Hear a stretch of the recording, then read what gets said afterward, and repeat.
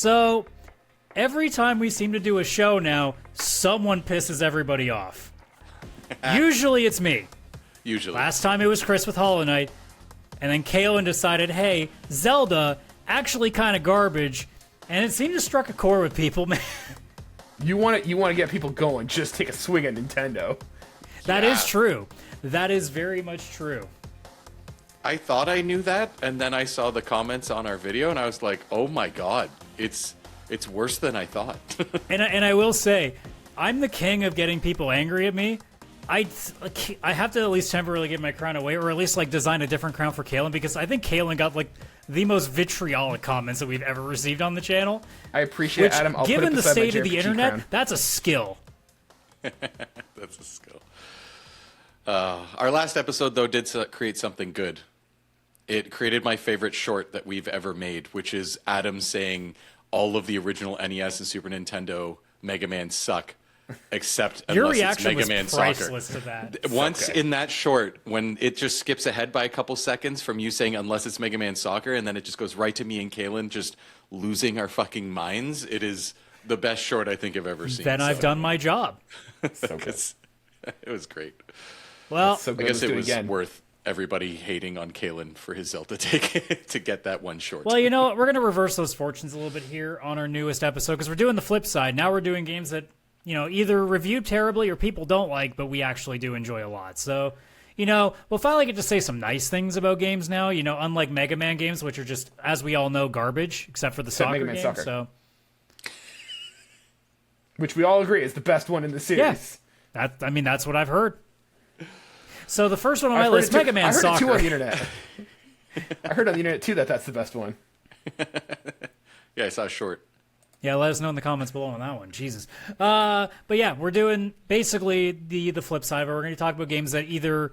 I mean, I don't know how you guys kind of gauged it, but I gauged it as like anything that Metacritic showed in like the yellow or worse is kind of what I gauged. Because like, sure, like a game that might be 80 critically received was a little bit difficult to kind of say like, I think the people might hate it.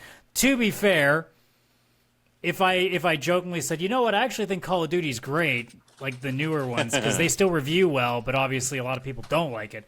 Different story, but I found that to be rare. All mine are basically didn't review nearly as well, but I liked it a lot.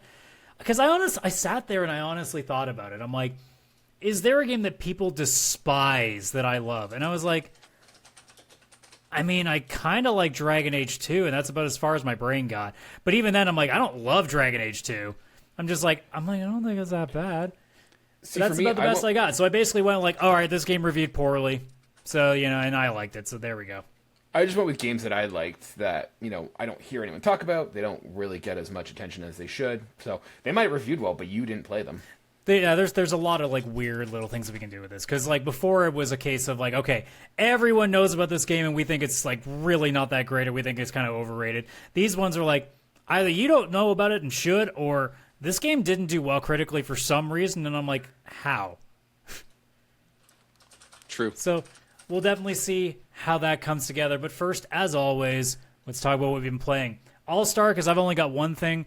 I did drop Homurihime because it's just those kind of games they either sink or swim with me. So I wasn't surprised by a game that's more like kind of like a third-person action not Soulsborne-y, but like light version of that. Just didn't stick. I wasn't surprised. I just needed something to play in the meantime. Lost and Found Company is going to be what it is to me. It's a game that I will pop on, play one level or two, enjoy the vibe, and then spend 15 minutes trying to find one fucking object, and then quit. Because I'm like, yep, no, I'm not getting frustrated by another level. And then Found the butterfly. It was under the pot. Yeah, right? Something stupid like that. So instead, I found something that there is no way I can be mad at because it is fun to play, checks off that OCD box, and is nostalgia as fuck. And that is Retro Rewind, the video store simulator. Yeah, I've been seeing this.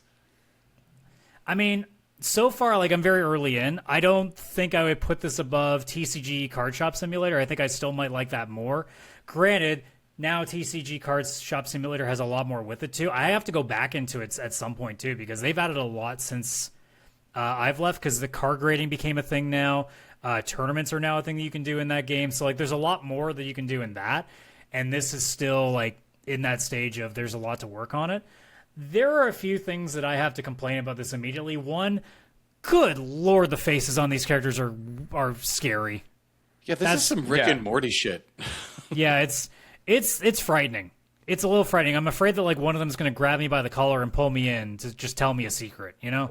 But other than that, like my biggest complaint, and this is just me being the guy that loves, you know, making it my own, the scene in this at this current point in time is basically non-existent. There are guys that are doing mods, but you can, like I spend like forever trying to figure out how to do it myself because I could with TCG Card Shop Simulator, and I can't seem to do it. It seems like it's something beyond just, you know, making a JPEG and throwing it in a file folder and overwriting it on something. That seems to be like you got to have knowledge of dealing with Unreal Engine or whatever engine it's running off of and actually piecing it together. So I'm a little cross because the way that this game does it is it just puts a bunch of symbols or a bunch of images, and then it seems like they just randomize it at any time, and it's just like, okay, here's a movie about the corn on the cob flying in a UFO, and it's just a picture of a UFO with a corn on the cob like over top of it, and it's like, it's fun for the first couple of ones to see what weird, wacky results you get. But like the deeper into this game I'm going to get, the more I'm going to be like, but I want this to be mine. And I think that's my biggest complaint right now is that by the time this game is done, I'm not going to feel like this is my shop. I'm going to feel like this is just my version of what everybody else is doing. Whereas by the time I finished my run of TCG Card Shop Simulator initially, like every single card that was in the game, I had remodeled to whatever because I was doing like anime characters and stuff because that was my big thing. Classic. I remodeled a lot of the boxes, the box sets for stuff. I remodeled the figures that were there, so some of them actually took box art from like actual figures that you could purchase and use that as the box art for those. So like it ended up becoming something that I felt was my version of it. This game, by the time I finish it, unless things change, maybe they unlock more ability to modify it as we go, or maybe people kind of figure out how to crack it open a little bit more, that as of right now, like it's not as customizable as I'd like it to be. Now, is it still fun? Yes, it still hits that OCD, like here, just complete a bunch of mundane tasks and just kind of vibe for, you know, half an hour to an hour, and it's fine. It's one of those things, though, that like I think a large portion of why I like it is just straight up nostalgia of growing up in video stores as a kid. So I think that if I was born anywhere after 2005, I don't know if I'd care that much about this. But obviously, like most of my childhood years was spent staring at every game and movie that was on the shelf in my local Super A video or whatever it was back in the day. Like before, you know, it was basically Blockbuster and Rogers Video until they closed. So, yeah. But I mean, otherwise, like it's perfectly serviceable. I'm not going to sit here and say that there's like anything incredible about it. I do like the like sort of meme-y versions of like new releases. Like one of the first ones I had was like it was like not night it was a Nightmare on Elm Street, but it was like Mel Road. So they like kind of somewhat switched around. So like I see what they're doing with it. It's kind of cute, but like I want to make it my own, and that's keeping me from like truly enjoying it. Because when I play TCG Card Shop Simulator, I spent so much time editing stuff to make it my own that I think that was more of the enjoyment for me, was just my creativity flowing. And this one hasn't let me do it as much yet. Maybe it's something that as this game, you know, gets updates further down the line, maybe I can, but like as of right now, it's just a decent vibe. Yeah, it does actually look kind of fun. Yeah. I'm waiting for the DLC where you can have the adults only section added to your store. There is an adult little only Oh, is section. there? Of course there is. Yeah, there is. With the little beads hanging down from the doorway. Now, like could I say that there's a reason to get it right now? I don't know if there actually is one. The only difference is that there's more money to be made in it, which is like, okay, but like there's not you don't like lose customers for having an adult section. You don't have to bury it behind a room or anything. So it's like, it's just there. Some of the things are really funny. Like there's one that I have that's called Dripping in My Breakfast, and it's just a picture of this lady in a tub with a pan of like fried eggs and bacon just in her lap on the bathtub. Like that's how weird the covers are, but it's one of those things that I keep staring at and I just crack a smile every time because it's so fucking bizarre. What the fuck? You know, I'm surprised that like you enjoyed like the TCG Shop game, you enjoyed this one, but you never you didn't like Arcade Paradise. I didn't mind Arcade Paradise. I just the thing that I didn't like about it is that in order to really progress, you have to keep playing the games, and I'm like, I don't care about that because most of the games were not that fun. True. Like the vibe was great. Like there's still one of the songs from that game. I can't remember what I think it was called. Recluse is the band on that, and I still listen to that track. So like, there's stuff that I definitely took from it. I just didn't finish it because it's like, hey, play this really mundane game like over and over again in order to make more stuff. And I'm like, Yeah. I don't care. Yep. Cool. But yeah, it's a decent vibe. Like I'm not going to complain about it. Kind of want to check it out. I'm not going to lie. Yeah. Add it to the backlog. Yeah. Well, speaking of the backlog, Chris, what's going on in yours? So two things to quickly talk about. The first one is, as you both know, I've been going through the PlayStation, especially PlayStation 4 backlog because I skipped that whole generation of console exclusivity. I've done Resogun, I've done Detroit Become Human, lots of great ones. But the thing is, I think I finally played the peak console exclusive, PlayStation exclusive. He's played Knack. Oh no. I played Knack. I'm not kidding. I played Knack. Yeah, I did. So I'm just going to start just right out of the gates. This game, at its best, is a 6.5 out of 10. Have either of you played it? No. So ironically, I bought it this week to play with my oldest. I figured it'd be like a fun little co-op game to play with him and stuff, but we haven't gotten around to it yet. Okay. So it's a 6.5 out of 10 at best. Like when you're taking just like from like, Grand Theft Auto 5 is like a 10 or whatever you're going to consider it. It's a 6.5 when compared to video games. Yeah, when compared to video games with plot, story, game mechanics, all that kind of stuff, right? No, because like the game is very repetitive. The enemies are pretty samey. It feels unfair at times because you're just like one Knack, whatever you are, and you do all melee attacks, whereas you'll have like 6 enemies on the screen and they're all ranged, and when they hit you, you get stunned for a second, so by the time you get up and come out of the stun, you're kind of already being hit by other enemies. Lots of like annoyances going in with the game. However, that already being mentioned, I will fully admit that I absolutely loved my time with Knack, which I was not expecting, especially with everything I just said. And plus, it's like a meme of a game at this point where I'm just like, yeah, Knack, the greatest PlayStation game. There's 2 reasons I ended up loving it. The first is like the characters, the vibe of the world, like just what, the overall like world that they built. It's extremely nostalgic and just easygoing. It's like a Saturday morning cartoon. You've got characters. They've got like their watch that they open up like they're in Paw Patrol and call each other with their like little video watch to further the plot through conversations and stuff like that.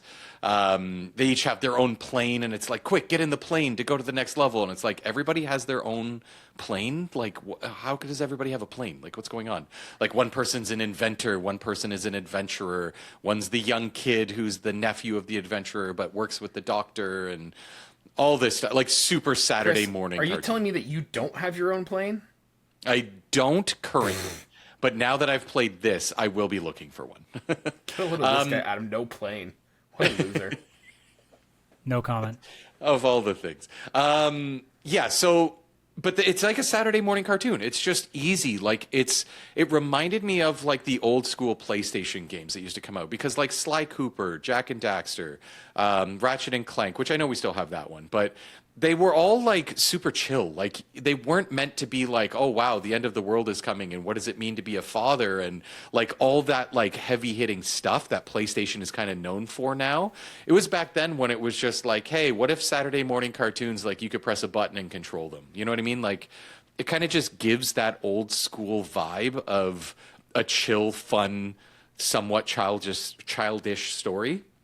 Now, it's not so childish that it's like, again, Paw Patrol or something for its like literal 4-year-olds. This would be a Saturday morning cartoon for like an 11-year-old or something along those lines, right?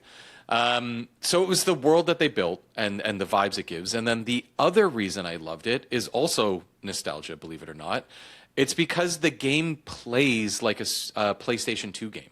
It reminds me of God of War 2 and like 1 on the PS2 with no teenage angst. Like just like, hey, you're this guy Knack and you start off small, and the more relics you collect, the bigger you get. And then as you go through the level, like you start off like a little guy on, you know, this normal level, but all of a sudden you're big and you're tossing tanks around and you're the same size as buildings. Like, it's just meant to be like fun like that. But the actual linear path for it, like where in God of War 1 and 2, it was like you walk through a hallway that kind of has pretty buildings and stuff on the side, and then this next spot that's a little bit more open, a battle's going to happen, and then you fight some enemies, and then you go a little bit more down the hallway path, and then a cutscene happens to give you a little bit more story, probably to load in the rest of the level, and then all of a sudden you're in another battle, and then you walk for a bit, and then there's more story. Like, extremely linear and, you know, kind of repetitive in the formula, but again, that's what games on PS2 and stuff used to be like, and they were just kind of easy games to pick up, play for a couple hours, and then move on with your day, right? Like, there was not any thinking that you needed to kind of have going into it or coming out of it. There was no huge meaning for it. It was just like a fun Saturday morning experience, right?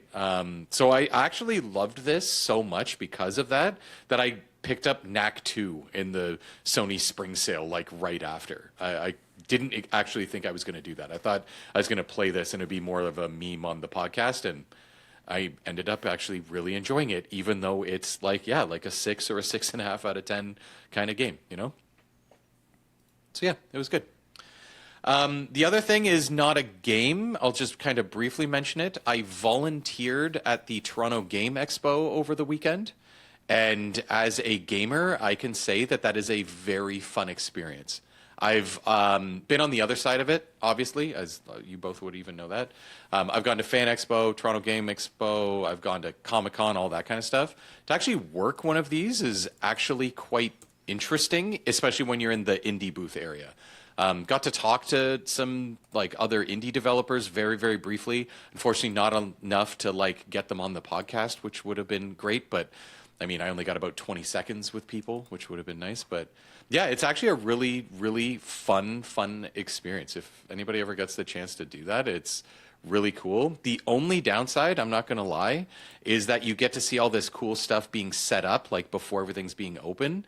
The arcade being set up, the like Tetris esport spot, the tabletop like Kickstarters where you can go and just play some tabletop board games, the chess section, the spot where they're going to have the cosplay and all that kind of stuff. And you just never get to visit it. It's unfortunate because you're basically working and you've got like a few minutes to go check it out. But by the time you would go check it out, everything's closed because it's past time and it's been 12 hours and you'd like to leave now. It's you've had your time. But yeah, it was really fun. I volunteered for the our friend of the show, Dev Rajiv, who had the final oath on the show. He had a booth. I had an opportunity to volunteer, and I'd always wanted to do it. And yeah, took the opportunity. Yeah, I don't think I'd do it again very soon. It's extremely exhausting. Holy crap. Yeah, I found a a lot bridge. Like, there used to be a local convention that we had here where we live where I would just run a couple of panels throughout the 3-day week, and that was all I did. But it was enough to be like, all right, I did something cool. Got to be a little bit behind the scenes for a moment, and then that was it. But I get to go enjoy the rest of my time. I could not imagine like doing 12 hours straight of just standing at that booth too. That would drive me crazy. It's weird because there's so many people checking out the indie section of the expo. And it was proper. It was really well set up. Like there was tons of room between tables and stuff. Unlike when I went the very first time, where it was pretty crammed. But because of that, it was constant. I didn't technically take like lunches and stuff to go eat or explore. I just was in the same spot for 12 hours. And at first I was like, oh, I'll get to sit and I'll play the game and people will come see me playing and I'll get up and let them sit and play the game and then I'll sit back down. Yeah, that was a dream because I sat up once at like right at open. It was like 9 minutes after the expo had opened and somebody already was there. And then I never sat down again. And I got there. It was actually longer than a 12-hour day because you could go in at like 6 a.m. to set up and you got like TVs and stuff. So I was there like 6:30, and then it ended at 7, and it was like you're out of there at like 7:38. Yeah. And then I went to my brother-in-law's 40th birthday, was there till about 1 a.m., and then went home to wake up at 5:30 to go back to the expo and do it for day 2, because I did do this both days. So yeah, I had a tiring weekend, but it was fun. That sounds awesome.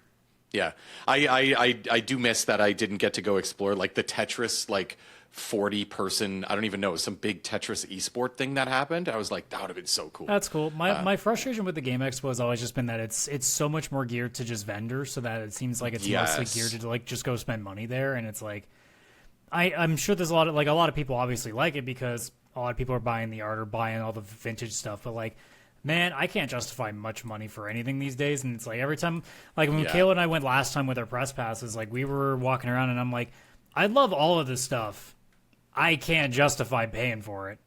Yeah, especially the retro. Like I love walking through the retro game area, but it's not the like Mon Pa shop retro used game store. Where No, it's like, guys that are there to. I don't want to say like scam you out of your money, but like they know the value and they know that if you're buying a copy from them, you're paying top dollar.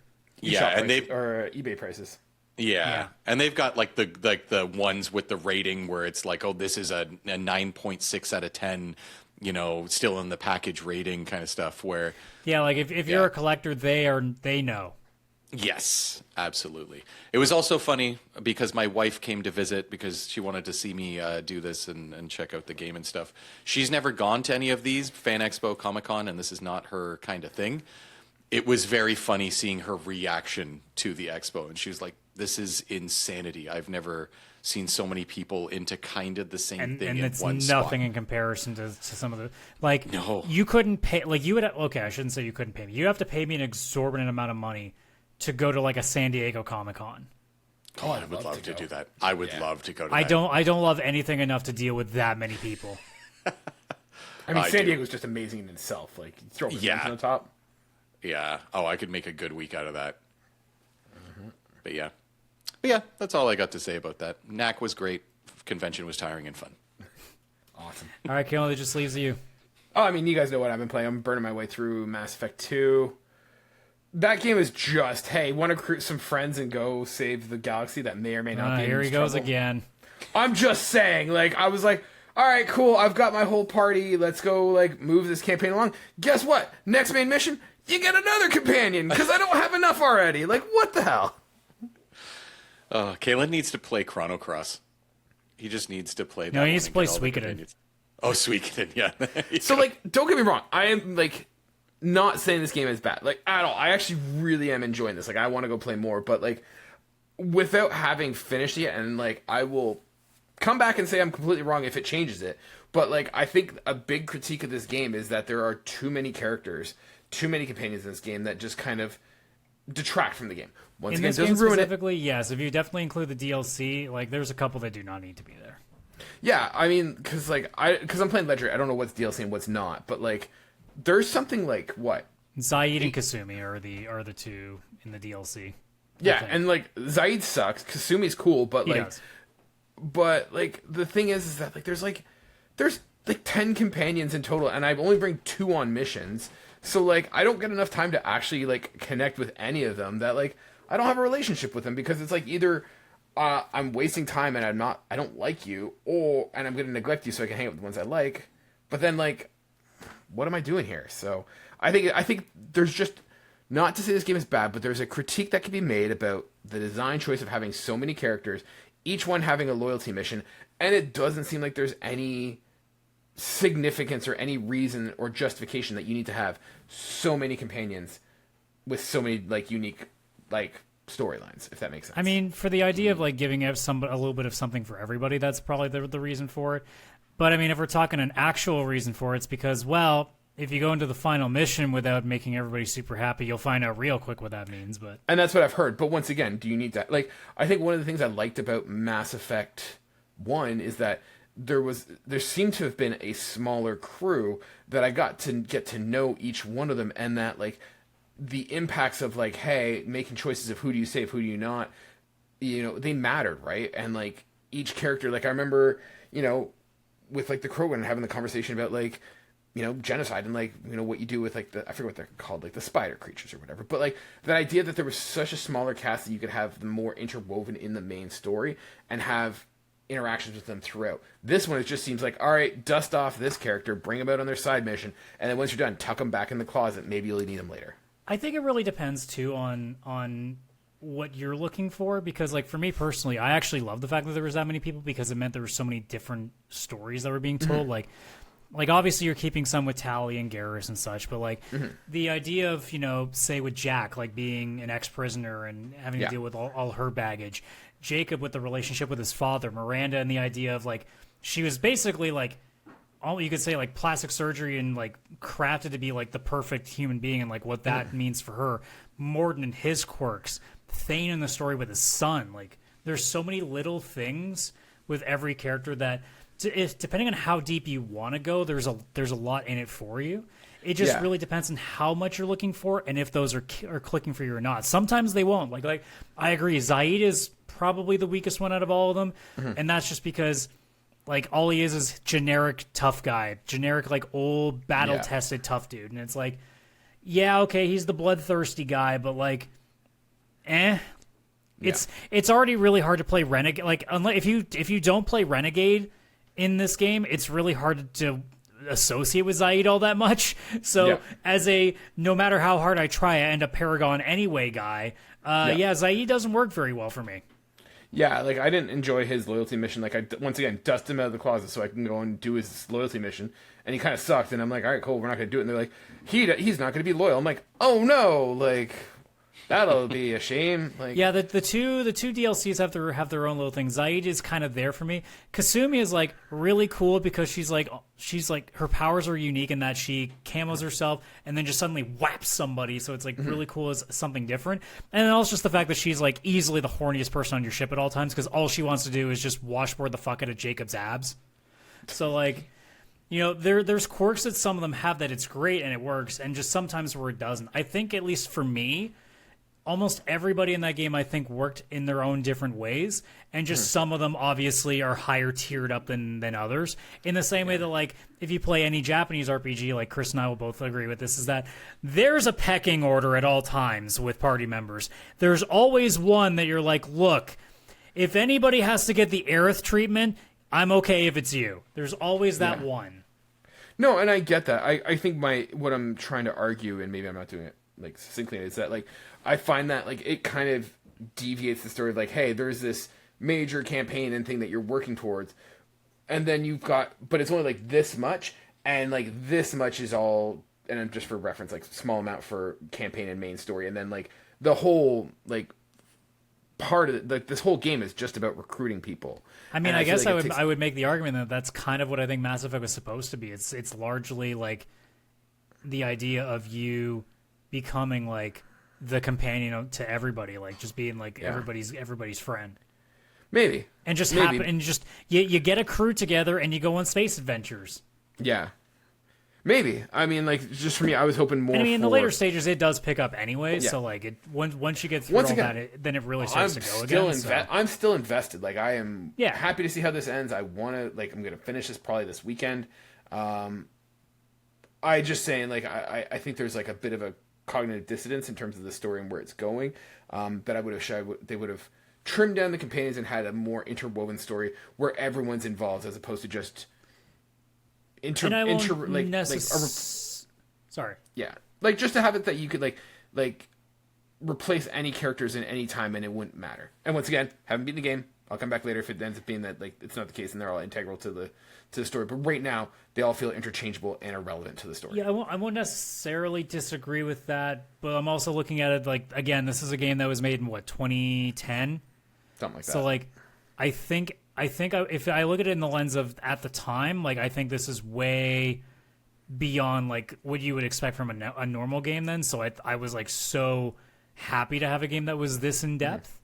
Whereas I think now that we're at a point that I think it's gone so far in the other direction that now like when we see games that have this much content to the point that it might be too much, that it starts to seem like it's now becoming, it's taking away from what matters most.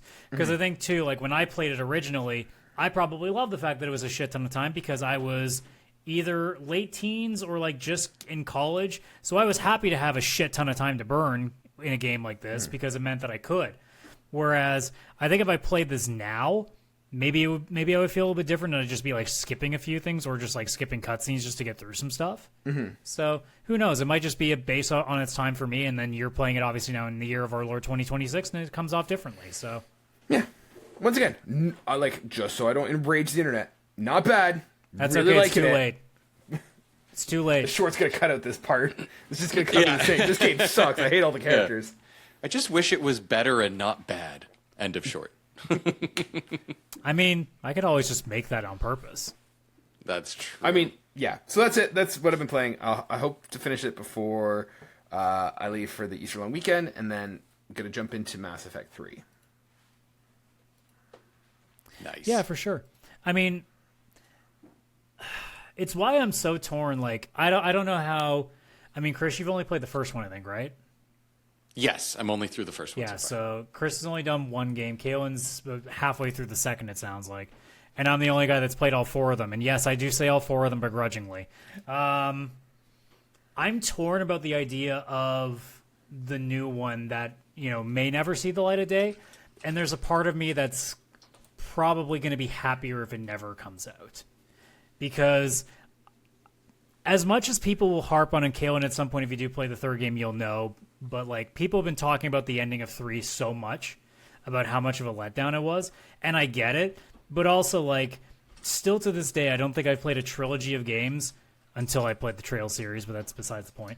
If we're talking American games, Western games, there has not been a game that entranced me and I was so deep into than that series.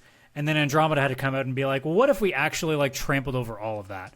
So like the idea of now that they're making a game that's going to carry forward the trilogy makes me go, A, I don't know if I want to play that, and B, I don't even know if I want this to release so that anybody can play this, because if it ends up not being anything other than what my expectations would be, which are unattainable if I'm being honest. Yeah, I don't think I want that in this Earth at all. I don't think I want that. Fair.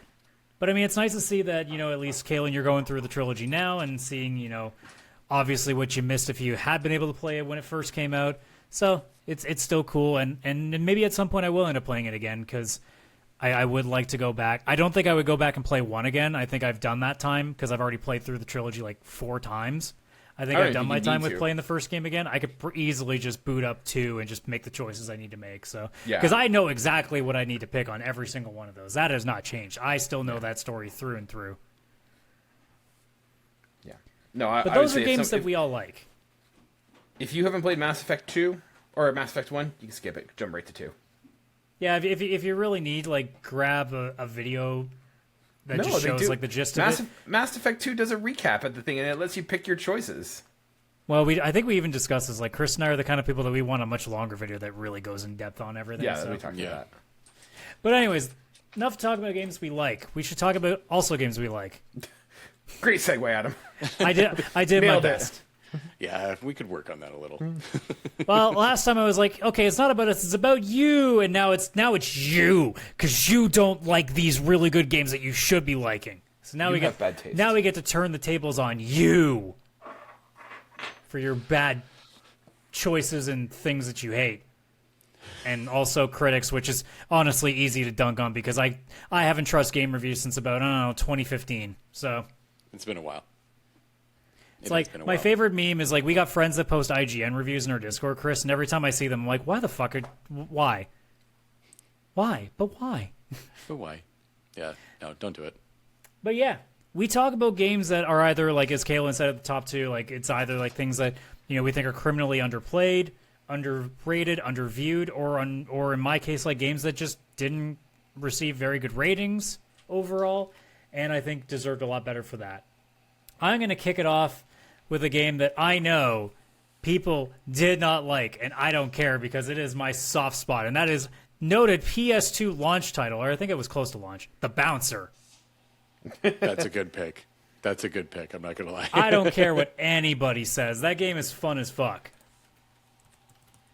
I mean, look, is the story good? No.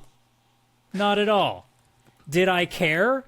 No. Not at all. I just wanted a game about being essentially Sora from Kingdom Hearts all grown up and kicking the shit about of just random dudes, and then going to space because you've got to go to space. Why not?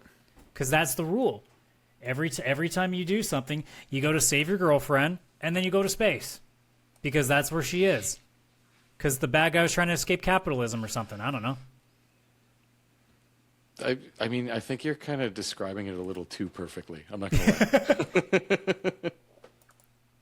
Also, you fight a girl named Echidna, and you spend the entire time going, wait, she Knuckles? Because that's all I did as a kid was being like, wait, is that Knuckles? And then I realized, Rule 34 wouldn't do it that good.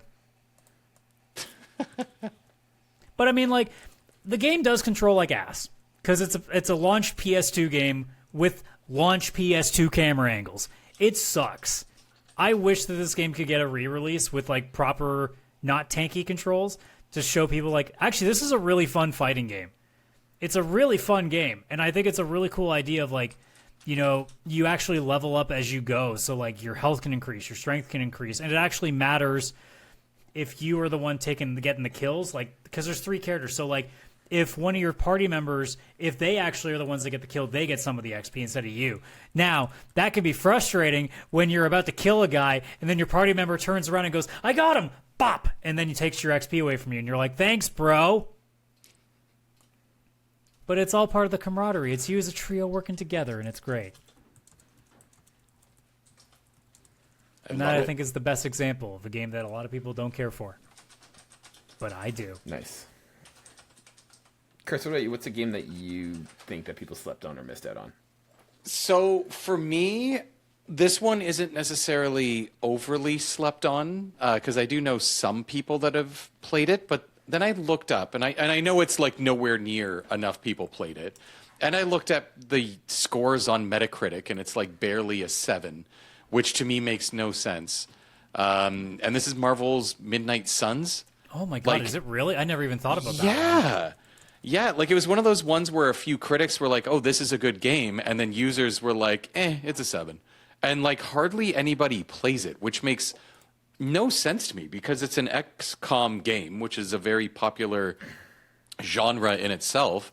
And I felt, and I know, Adam, you and I have both talked about this, it actually felt like a really, really well-made game, and it was addicting. Like, it was that one more round kind of game. One more round. And yeah, I was very surprised that this didn't have as much of the love that I was expecting when I went to quickly check on this one, because I was like, a lot of people don't talk about this. It's probably just in my head, though. And it turns out it wasn't. So yeah, not my favorite that happened. Yeah, I mean, the critical reviews are decent, but yeah, it's definitely a game that like no one really mentions much, apart from like me, who's probably sold like a bunch of people on this game over time. Yeah, and the user score was like 7 or 7.1 or 2 or something like that. Which means it's ass. Yeah, which to me, I'm assuming these people rating it like that are actually like, yeah, like, it's not great, it's fine, but it's not great kind of thing. Like, this is better than most Marvel movies and most other Marvel media. I don't want to say it's better than XCOM, but it is the one game that I've actually beaten. Because I've still never finished an entire XCOM run. I beat XCOM 1. But that was pretty early on in getting a new PC, and I was pretty amazed by it. This one, though, this wasn't like, I'll beat it, I guess. I've already started it. This was like, I couldn't stop playing. I think this game's like a 9 out of 10. I think they did the best that they possibly could with that, too, because like the card system is so... I think that's what helped a lot, is like, you can do so much with that to really break the game if you want. Yeah, absolutely. So, yeah, very surprised that this was not rated higher, talked about more, and kind of just disappeared. Because like I played this on my PC, I played it on my Steam Deck, it ran incredible there. Like, this is something you can play almost on anything, anywhere, and it's so good, so addicting. Like, please give this a try. You got it. And I know it's too late. Arc System works, but Marvel Tokon better have Nico Minoru in there because she would be fucking amazing for a 2D fighting game. Absolutely. You already got magic in there. It's fine. All right, Kayla, what was the first one that came to mind for you? I've got a bunch. One, I think I'm going to start with the oldest one I have on my list. And this is one that like I really liked as like a kid. I played a lot of it, and then got older and realized that a lot of people didn't actually like it. And that is Deus Ex Invisible War. I think as a whole, the Deus Ex franchise, especially the newer ones, have gotten kind of mislabeled, or like they don't get the recognition that they deserve, because these games are awesome.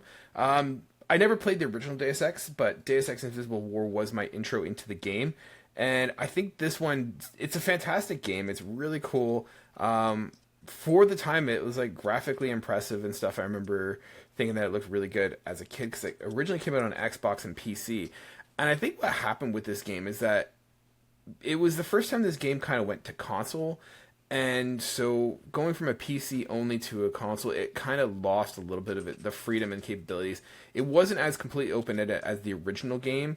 And so people had problems with it and didn't like it. But for someone who this was their first entry into Deus Ex, I really liked it. There was like a open area where like you weren't told like, here's level 1, go do this. It was, you can kind of go anywhere, explore the city, pick up missions, do this kind of stuff.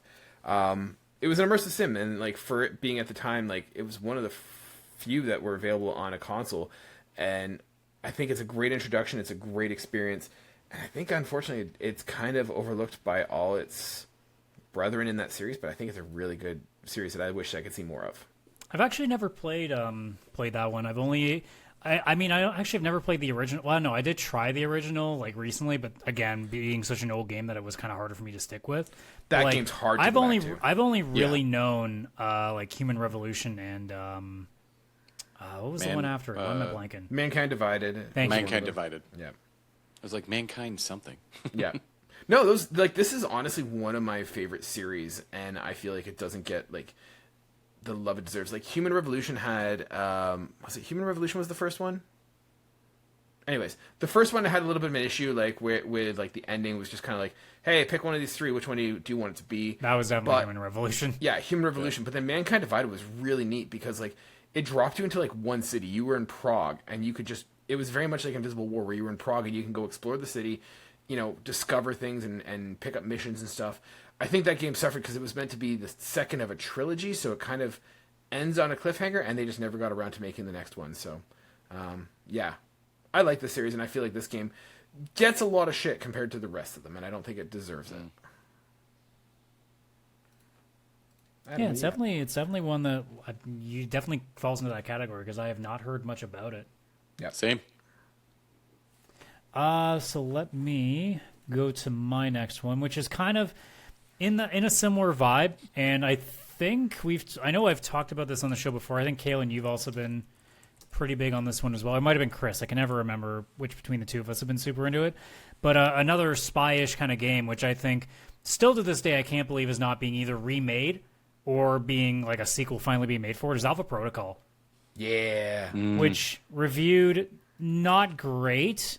I think it got like low. I think when I checked Metacritic, it got like low 70s. But like, I don't understand how you can't like what's essentially spy Mass Effect. Yeah.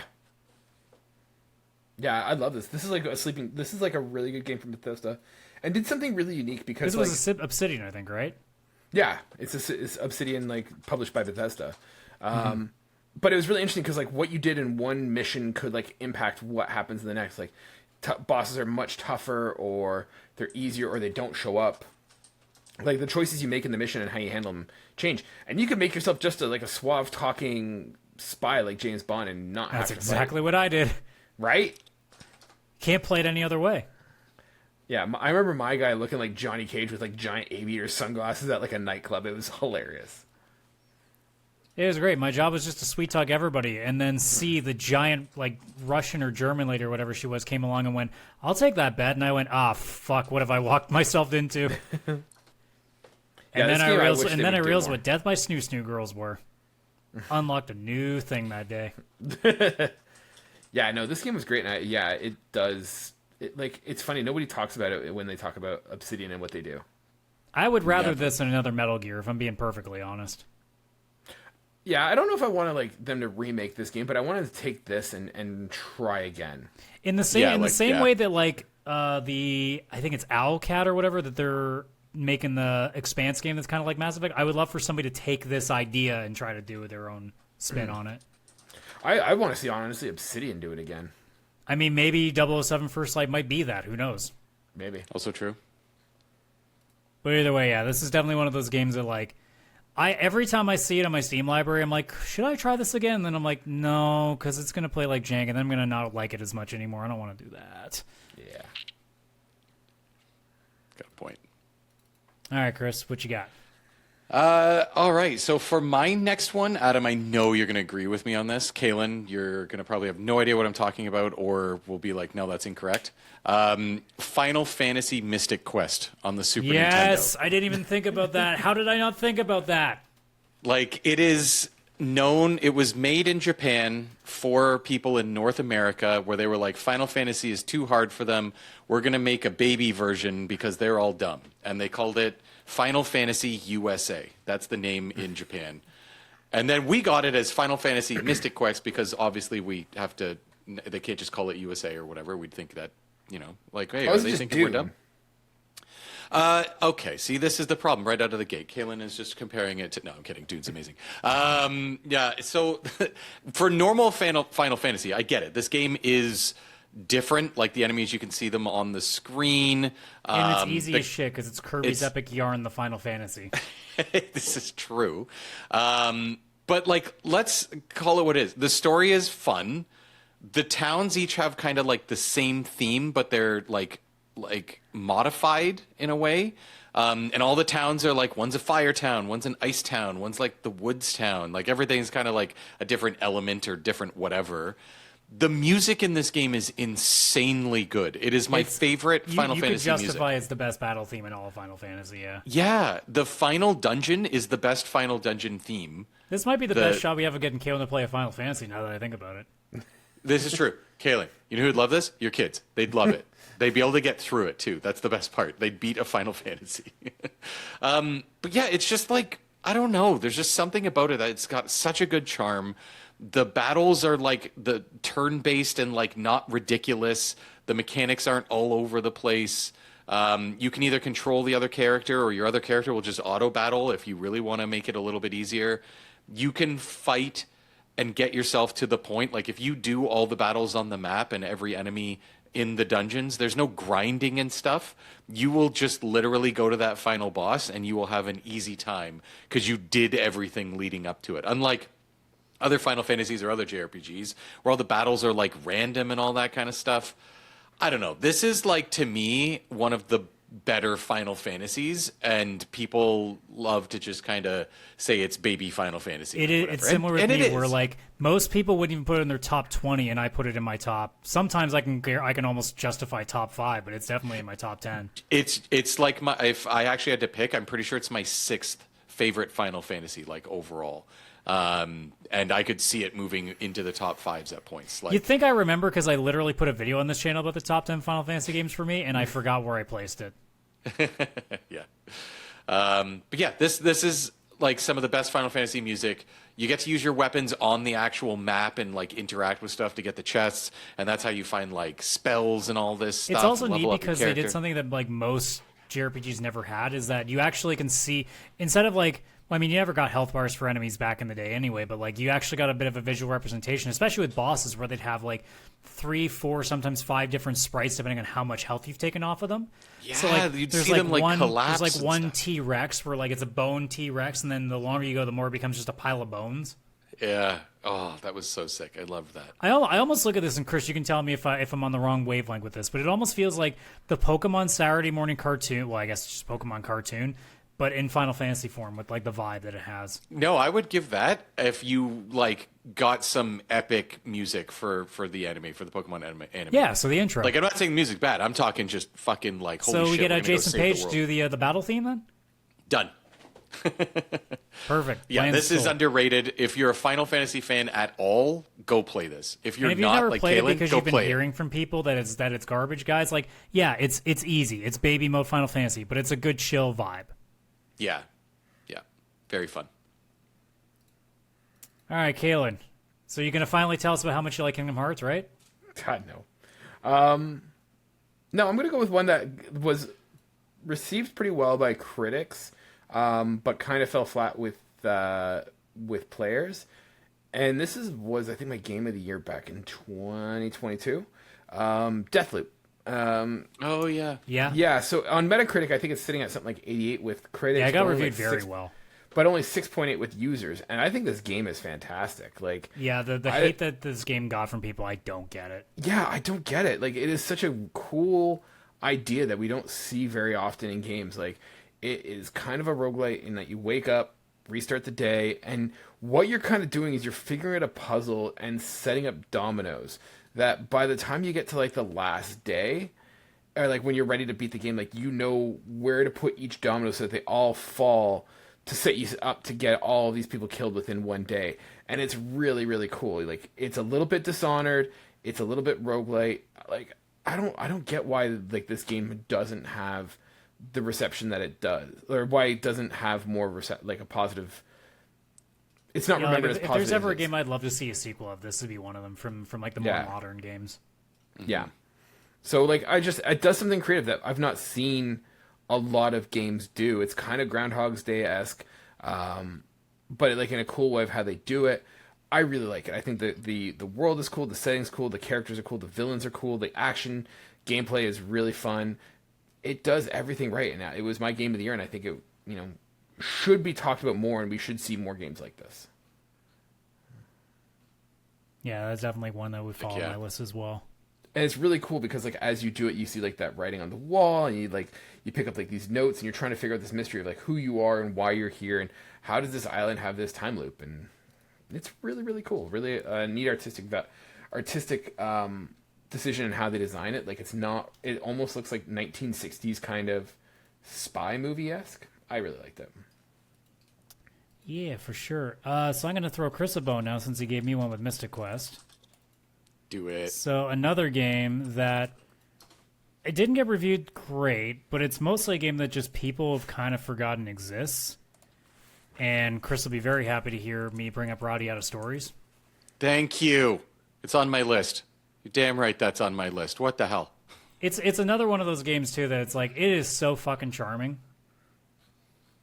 It's also one that like does it reinvent the wheel? No. It's really just a solid like 8.5. Like none of us are gonna sit here and say it's a perfect game, but it's perfectly serviceable for what it is, and there's a lot of really neat characters in it.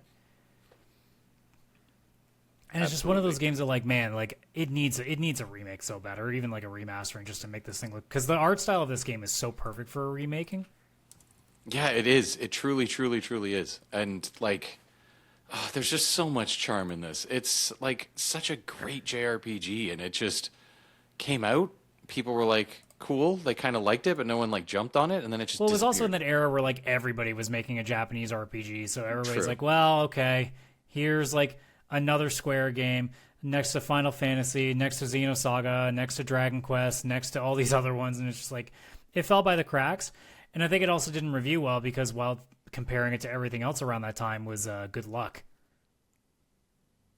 Yeah, that's true. Sigh. Yeah. There's my quick JRPG one there. So Chris, you're up next. So I don't know if I'm about to steal one from Kaylan. I feel like I might, but we'll see. To me, this one, it definitely doesn't get talked about. I think it definitely flew under the radar. Looking at the reviews, it's like a 7 for user reviews. So obviously people are like, eh. And that's Assassin's Creed Mirage. I get it. It's a smaller Assassin's Creed. It wasn't pushed like, hey, this is Shadows or this is Valhalla. This is like a 200-hour epic. You got to play it. This was a cheaper Assassin's Creed meant to kind of more mimic the original couple games like 1 and 2 and stuff. And the thing is that if I had to choose between most of the new games, Mirage is the one I enjoyed the most because it wasn't too big. It was set in a city. It had very much that Assassin's Creed 1 and 2 vibe, but with like the quality of life improvements we've seen over the years, obviously, since then. I thought this was a perfect Assassin's Creed because, again, it was cheaper and smaller to the size that I actually wanted it to be, and somehow that saved me money in going with the one I want more than the usual one. Well, I think the other nice thing is that, like, because it was smaller and it was one city, like, you got to figure out and, like, learn the city and where things are. Like, you weren't just, like, going to, like, I mean, obviously there was, like, checkpoints and waypoints, but, like, you could know where you're going by the landmarks. Yeah, Instead absolutely. of we're like in Valhalla, it's just like, well, I guess I'm just going past this forest area that I'll never go to again. Yeah. 100%. Yeah, like I can still just close my eyes and picture where the bazaar, the market is in this map. Like I know the where it garrison is. and stuff. Yeah. Yeah, like I know where stuff was. Plus you had for anybody watching the video, the character on screen, it was what's that lady's name from The Expanse. The Expanse? The older Raspy lady voice. Adam. You know her. Oh, voice. Shohreh Agdalulu? Yeah. it. Her voice in this, like, come on, like perfect. Like what an actress they got for even just this game, right? So I don't know. This hit all the notes for me. There was not any complaints I pretty much had with this game. I'm not saying it's a perfect 10 out of 10. I just mean it hit exactly what it was supposed to do. If you're an Assassin's Creed fan, it gave you the original Assassin's Creed without all the extra crap. Yeah, And, there was none of this yeah. like the Animus backstory and like the whole magic alien end of the world Juno crap is gone. Like it was yeah, this is one of the top I'm 5 sure games for somebody me for ate an Assassin's apple Creed. somewhere. No, like they talk What about it, but it's just like, hey, there's this magical device. Like that's it. Like I think there's like one mission at the end that's all magic and Yeah. stuff, but like it's kind of played well in how they do it. But yeah, this is like Yeah. this was a perfect Assassin's Creed game and one that doesn't get the credit it deserves. Yeah, like this to me needs to be pushed as like the one you play, or if there's Or a at least the newcomer ones that to they should be Assassin's building Creed, off of, because they're not or building like, off of. This is the ridiculously template. oversized map with like Yes. not that much story and aspect to it. Exactly. Yeah, like this didn't feel like crappy to play through, where it was like, oh, it's gonna take me forever, or like, oh, that's a dumb side quest. I don't want to do that. I don't want to go through that forest and go past all those trees to find some sort of fast travel point, so I'm not stuck out here. Like this, like you could go from one end of the city to the other in a normal 10 amount minutes. of time. Yeah, like it felt perfect. So yeah, I hope they build off of this and do more, but because not enough people seem to like it enough, because it's not the crazy huge 200-hour epic that an Assassin's Creed needs to be. Everything's I feel like got to be big. yeah, I feel like Ubisoft's going to just ignore this, and it's just not going to. I don't know. I feel like we're not going to see another one for a long time, which sucks. Yeah. I'm not going to go into it. Like I'm not going to put it on my list, but I also feel like that's also the case with Unity. I feel like Unity is one of the best Assassin's Creed games, but Unity, yeah. but got a lot of negative publicity just because of like bugs, which I think were overblown. Like I played it release and didn't have that many bugs, but like the world that they built felt huge. Like it was, I think, the best landscape that they've built. The traversal was the first time you could go into buildings and like do like good parkour. So I think both of those. I'm not going to put that on my list, but I think both of those games kind of. I fully agree with you. I think Assassin's honestly, Creed as a whole, like as a franchise, doesn't get enough respect for what it does. Like, is every game perfect? No. No, like, I think that's a an lot, it's ambitious largely series. because of the last like 5 games at this point that people are just like, okay, it's just copy pasted trash at this point. Yeah. Yeah, I've seen some screenshots of Unity like 2 weeks ago, and it looks to me almost better than some of the games that I see today with art style and everything. Like Unity is beautiful for when it came out. It's insane.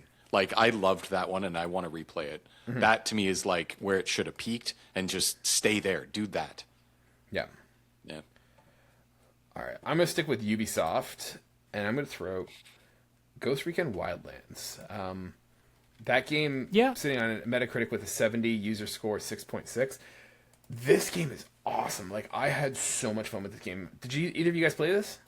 Yeah, like those games are like A little bit. I can understand the review scores, but I think if you just go to play to have a good time, I think you get more than your worth out of that. Yeah, like so if you haven't played a Ghost Recon Wildlands, basically it is like Metal Gear Solid 5 without the Kojima Metal Gear baggage attached to it. Basically you are a, special forces kind of person. You're dropped into, I think it's Bolivia.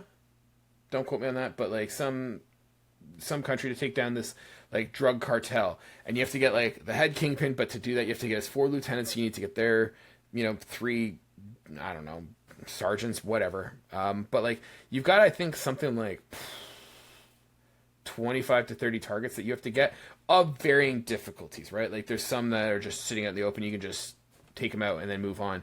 But the thing that's cool is it's this giant open world. There's no sort of like, go get this guy, go get this guy. It's, here are, a deck of cards, like 30 characters. Go get them however you want. You want to play as a sniper? Cool. You want to drive a tank and blow everything up? Cool. You want to be a demolitions expert? Cool. Like, there's no pre-designed way of how you do this. So, like, I've had some times where I went to an area, got a helicopter, flew over the area that the target was in, dropped in, like, did like a halo jump, get in, take out the target, hijack a car, drive the hell out of there, and I'm done. The cool thing was that you could also like play it multiplayer with people, and I have like awesome memories of like being a sniper sitting, a couple 100 yards away on a canyon, just sniping people while they're driving away in the car and like doing a getaway. So like, it was really, really cool how it was done. And just like the open world aspect of it, of just going in and getting the targets that you need and getting out, was really neat. And then like you could approach it any way you wanted to. So like there was so much freedom and versatility. The story was bland as hell, and I didn't care, but like it was just such a chilled out vibe game to play. Like I said, kind of a mixture of Metal Gear Solid 5, a little bit of a taste of like Helldivers, and like, hey, we're going in doing this mission and getting out with like 4 or 5 friends. Like, it doesn't have the same comedic effect or anything like that, but that same sort of 4-man squad to go get a mission done and get out. Like, it was such a good game, and like I feel it was probably one of like the better games that came out of the Tom Clancy, name in like their more recent years. And it's a shame that like Breakpoint kind of steered away, but I would still go back and play this game today, or recommend it to anyone who's interested in doing this one. Yeah, Adam, oh, sorry, go ahead. was that the game that we played together briefly Yep. on Steam? And I was supposed to steal a plane, and instead of pulling the throttle back to go up, I just dropped the plane straight down off a mountain and exploded. That too. Also the same game where I was like getting us away in a helicopter, and then I'm like, all right, guys, we're going to drop in. And then I just got out of the helicopter and parachuted while you guys all crashed to the bottom. I didn't know what the button was for parachute, or I didn't have one, so you just murdered us. Yes, okay, this is a 10 out of 10 game, and this is underrated. This was so much fun to play. It's so much fun to play. Like, this is a perfect, like, you don't have to follow the story. Like, this is, you put on a podcast and just go and, like, manhunt some people and just chill out. It is a first-person shooter that's chill as hell.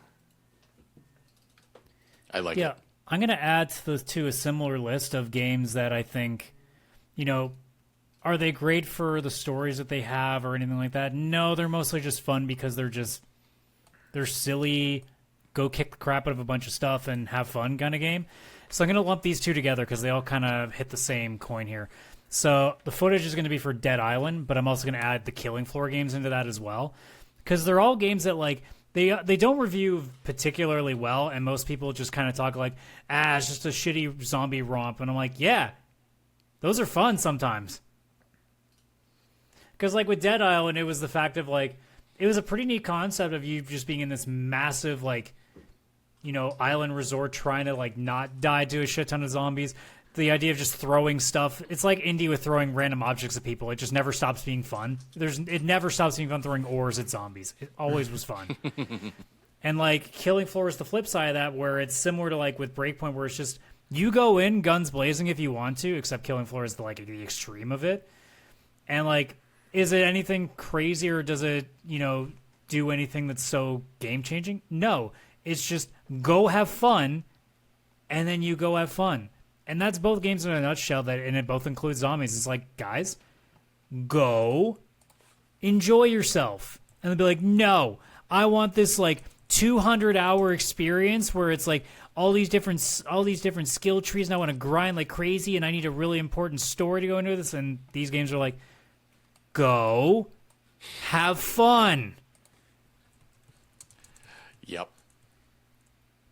Yeah, these are fun. That's all I can say about those two. It's just play them and go have fun. Sometimes you can just have a fun game and that's it. It doesn't need to be anything else. Completely agree. All right, Chris. So I'm going to go with one that I feel like I don't know if I'm taking one from Adam, but if I am, then good. How dare you? Because Adam, you just played this on stream on Saturdays, Mystical Ninja starring Gomon. I did have it on my list, and then I took it off because I'm like, I got too many holes I can pick in that thing now, but I still love it. Yeah, I get, it's not a perfect game. Don't get me wrong. I don't think this is a 9 or a 10 out of 10. It's just I look at some of the old reviews for it when it first came out, and it was like a 6 or a 6.5 out of 10. A lot of people gave it. And it's not a well-known game, let alone franchise. Maybe in Japan, obviously. But if you go to the West or maybe even in Europe, I've never heard people talk about this except you, Adam. I don't think I have a single friend that's ever been oh yeah, Mystical Ninja. That was one of my favorite games on N64. I found it and I played it and I loved it, but it was just kind of a fluke that it happened. And I don't know how you got it, but yeah, there's the two of us, I guess. Yep. And it's such a fun 3D platformer on the N64. It's just doing what all those other 3D platformers were doing, just with comedy. The game had a laugh track. That's amazing. How hilarious is that shit? You had 4 different characters you could switch to on the fly. They had different move sets that they each learned that you actually kind of needed in the different levels. The girl could turn into a mermaid. Gomon could fling coins, which even could be on fire, which would be used to light things. Ibisumaru had a camera that could reveal hidden pathways, which Adam knows the pain of from playing the level on screen right now on stream. That was the funniest moment of my day that day. Just each character had their own purpose, too. You never just got oh, there's this one, I'll stick with this one. And again, Adam, you've played it recently. I've played it recently. I know there's definitely some holes in the game. It is a game from 1998 on the N64 of all things. But when I replayed it, I just had a good time. It was so much fun.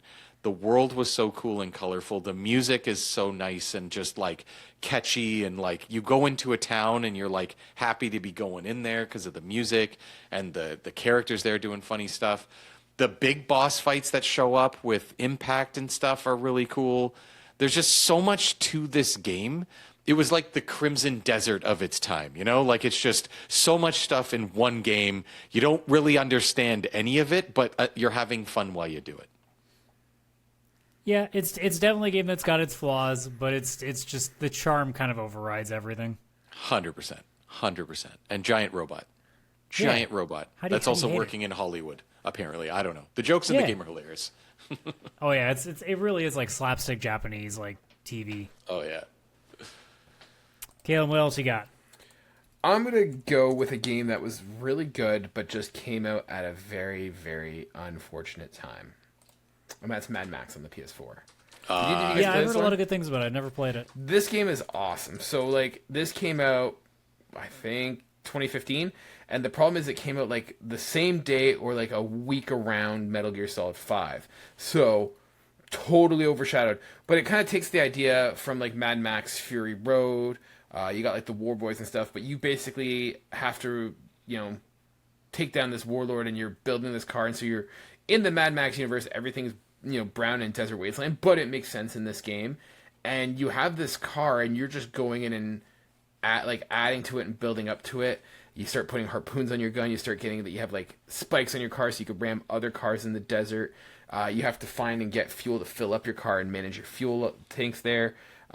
It is has some of the best car combat in any game that I've seen, and the combat's really good, kind of like a Batman Arkham Arkham series kind of game, but you're obviously Mad Max, so you just have more shotguns and fists and punching everything. But it's really the car combat that you go through, and there's gas caravans that you can go and attack. So it's just so much fun just going around in the wasteland and just building up your car to eventually go and take out the big baddie at the end. But yeah, if you haven't played this game, this is a game to go and check out, and I think you can get it for dirt cheap now. I mean, I imagine you have to be able yeah, to. I've seen it on Steam sales real cheap. Yeah, it's definitely worth picking up just to kind of, once again, drive around in the wasteland and go and build up your hot rod and build your car, getting more points to just build up, so you get boosts and ramming and guns, and you could drive along and just shoot at the side of your car. So kind of like a Twisted Metal vibe as well to it, but yeah, this is definitely a game. I think it's also a game too that in general, like people were surprised that when they did actually take a look at it, that it was actually a lot more fun than it was because we still remembered at that time about how tie-in games just always were just like haphazardly put together with chewing gum and string. Mm-hmm. Yeah, and I think it also doesn't benefit from the fact like it's a very brown and like monocolored game, but it looks like everything that we used to make fun of in the Xbox era. But it's also Mad Max. Like it's the one game that can like it should be all brown and gloomy and not super colorful. So yeah, you can kind of see here the combat if you're watching the video, like kind of doing combos and like button pressing to kind of. It is very Arkham, yeah. Yeah, this is Arkham-y. I like it. It's Arkham meets Twisted Metal. That's what this game is. So, which I mean sounds like two things I really like. So, Chris, I think this game would be right up your alley. Yep, my backlog doesn't need another game yet, does it? Yeah, it does. It does. Add to wish list. You could always use another game in your backlog. Yeah, that's the point. What if all 500 other 500 are terrible? Oh, you got a point. Imagine that was my curse. That every game that did remain in my backlog is just horrible. Ugh. I got one more after this, so go ahead, Adam. Yeah, no problem. I got a couple of small ones left here. I'm going to go out there with one that I think not that many people even heard of to begin with. So I'm going to bring up a PS2 JRPG that kind of fell through the cracks with a lot of people. And it didn't get reviewed very well because I do recognize a lot of the flaws with it. It's called Manakamiya Alchemist of Alrevis. And it's a lot of it's carried by the art style. I know the anime is going to put a lot of people off of it. But it's very much kind of similar to like how like the Atelier Iris games are like nowadays, where you see like oh my god, what's the one that everybody's been freaking out about for the last little while? I'm blanking on the title of it. It's definitely in the Atelier series. I know Yumiya just started, but I'm blanking on the main name of it. It's pretty chill. Like it's not a game that's going to be any crazy. It's just one of those that like I think a lot of people will look at and see like how it plays and go, oh, this is just some like haphazardly put together anime RPG that they just did because, that's what was popular at the time. And it kind of is. But it also has a lot of charm to it. And I think there's a lot more to this than just, it being another anime PlayStation 2 RPG that was just kind of like among the piles and piles of really bad ones. Because, like, I put this up against games like what Disgaea was back in the PS2 era when it was still at its high point. So I think it's something that's worth taking a look at. Although if you're Kaylan, this is not going to do you any favors because it's anime as fuck. But if you are that kind of person that does not get thrown off by things that look like they were made by Japan in 2001, you'll be fine. My brain just disassociated when we saw this. I know. I'd have to bring up at least one of those just to remind you where you are. I mean, I'm not going to lie. It looks fun. I'd check it out. I might as well finish with my... Oh, sorry. Go ahead. I was going to say, Adam, we don't realize the mistake we've made with this episode. We are not helping Chris with his backlog problem. Like, this is just feeding his disease. Even when we were listing all the games we hate last week, I wish listed every single one of them. It doesn't change anything. There's nothing we can do to stop him. There is nothing. I'm telling you right now. I will continue to buy games, even when I have many unplayed ones. The last one I wanted to bring up, just because I'm like, I might as well do it quickly because there's not much left. It didn't review very well. I don't even know if it's still active because it was a free-to-play game. But like, I don't know if you guys ever heard of the game Hawken. That sounds familiar. I don't. So it's like it was like multiplayer Mech Warrior, and there was a point where I was playing this game like religiously for like a month, and it was so fucking fun because it was just like team deathmatch Mech Warrior, and it was fucking amazing. That's pretty cool. The amount of customizations that you could have with it. This seems familiar. Yeah, it's kind of like Titanfall, but without the Call of Duty run and gun gameplay. It was just the mech combat. And I found it to be really, really, really fun. There was a lot to it. I didn't get so deep that like I got really customizable with it, but like I found what I was really good at. I used that, and I eventually found like so that I was not completely letting my team down by the time that I decided to leave the game. But like for what it was a pretty decent. I can't remember what time it came out. Let me double check what the release date of it was because it's an oldie now. But let's see, Hawken really 2012. So it's been around for a while. Is it still? I was gonna check that. Yeah, they permanently shut down the servers in 2018, and then a sequel. So they did put a sequel to Hawken Reborn in 2023. It's in early access. No idea if it's still going. Might have to actually look into that before I forget, so I will keep that in mind. But yeah, it was a really fun. If you like mech warrior games, like back in the day, this was a lot of fun to play, and I hope if the Hawk and Reborn game is still sitting up on the Steam store, I might actually take a look at that and hope that it still does more of the same there. Not gonna lie, I might too. Yeah.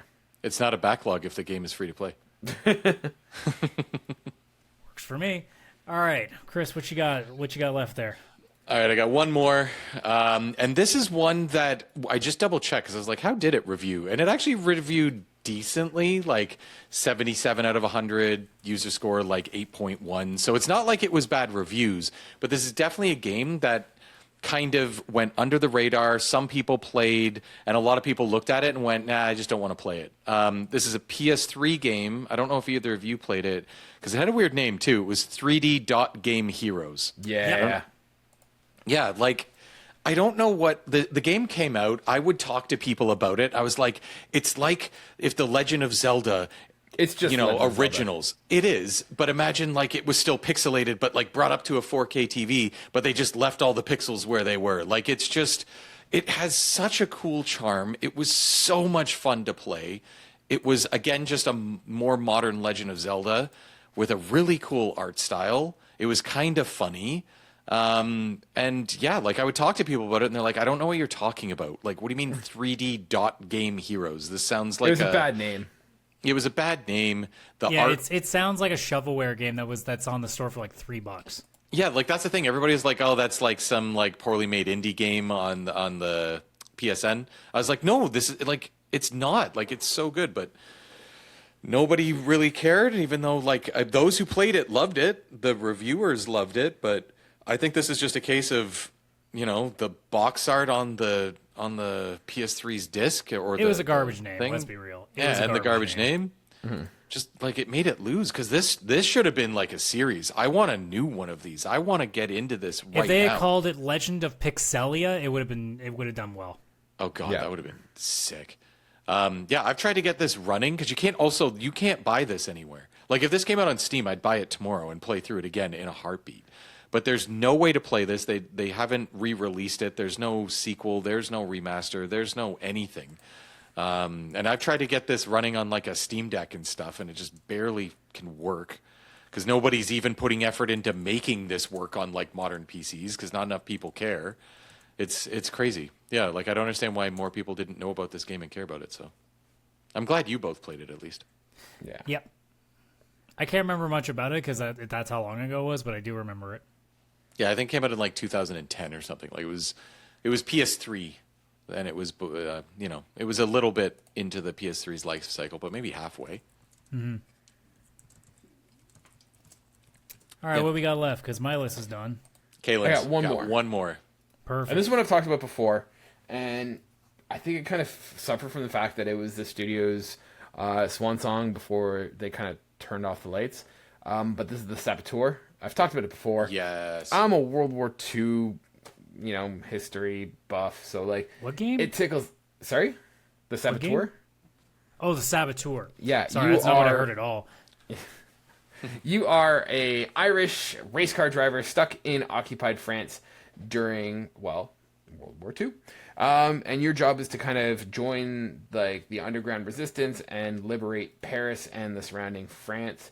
But it's really cool because when you're in Nazi occupied areas, it's all black and white.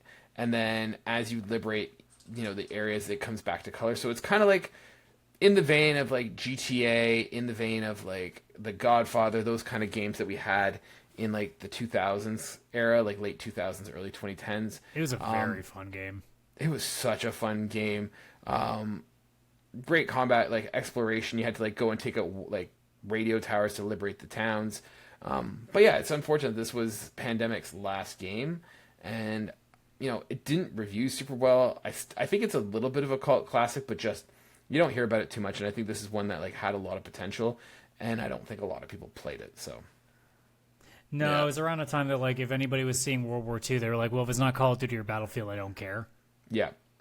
This is the tail end of that popularity, but it was a unique idea and a unique premise. But I also think that this game suffered that the beginning of the game was a little slow and rough. I think there was a race you had to get through that was a bit of a pain in the ass and stuff. So it wasn't perfect, but like you got rewards for going around and destroying stuff. Like if you blew up stuff, you got points in your favor and stuff. So that kind of destructible environment as well. Not to the same level as like Red Faction or whatever, but well, it's already a better game. You destroy radio towers instead of climb them. It's better. There you go. Well, you actually do climb radio towers. Shut up! Don't ruin the narrative. Don't ruin the narrative.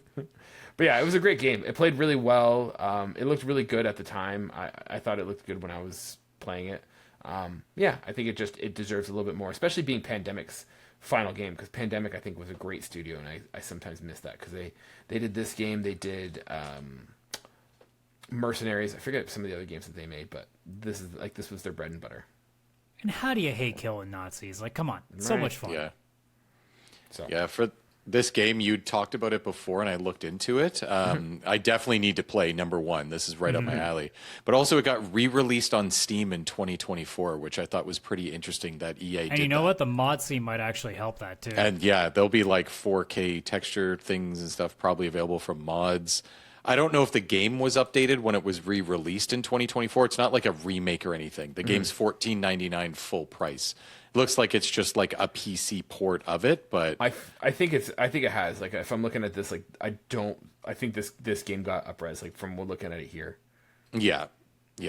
And it's rated very, very positive on Steam. So but that Metacritic has low. I think Metacritic good. has it like at like 70 or something like that. Yeah, it did not review well. I do know that. No, the Steam review is more like the port is good. Like the PC port runs well. You're not screwed over. To be fair, Steam review could be amazing one day, and then the developer says one thing on Twitter, and then it becomes absolutely unplayable. Also true. Yeah, I'm definitely picking this up from last time. It's been on my wish list. I might pick it up in the Steam summer sale because $14.99. I can get it for like $6. I know right? It. Absolutely. Yeah, this looks beautiful. Also, keep adding to the backlog, buddy. Yeah, there you go. I love that time period too, though. Like World War II, Europe, so good. Yeah, I mean that's definitely a good list. Now, I'm sure nobody could make some really nasty comments to us about that this time, right? If somebody writes nasty comments about Final Fantasy Mystic Quest, I'm gonna go ape shit. That is insane. All right, well, we are definitely going to be seeing a lot of those now, just for the basis of that. Probably. Oh, is any last thoughts? Otherwise, we got a pretty damn good list together there. Yeah, I think you got a good list of games there. Yeah. Absolutely. So we are going to take this sucker off the air. So a couple points of order. As usual, side quest on Fridays. Chris and I, we did our top 5 boss battles from the Kingdom Hearts series. Kaylan should have been there. Could have known for all the amazing Kingdom Hearts content that you've been missing out on. Look forward to that. But a massive point of order, it is obviously Easter weekend. I will not be streaming over the weekend, so there won't be any PixelPlay for Saturday morning. Couldn't find any time to do it. I'm going to be spending all of Friday, Saturday, and Sunday with family and friends, so it's not going to work out then. So we'll just be back to our normal schedule next week. But otherwise, that's going to do it for this week's episode. So y'all know the drill. If you're watching on YouTube, like the video, subscribe to the channel. If you're listening on any audio platform, if you can give us a rating, please do so. Otherwise, share with all your nerdy friends. We need more nerds in this group, right? Can't get enough. Can't get enough. Obviously, Linktree as well, linktr.ee/pixelplay podcast, link to our Discord, link to our socials, all that fine jazz. Hope to talk to you guys in the Discord there instead of y'all just, giving us really mean messages in YouTube comments. It's very saddening and upsetting. But yeah, just if you want to tell us how much of a dickweed we are, just come in the Discord and do it there. Yeah, come bully us at Discord. Yeah. Yay. Bullying. But anyways, we will see you on the next one. So take care and bye-bye for now.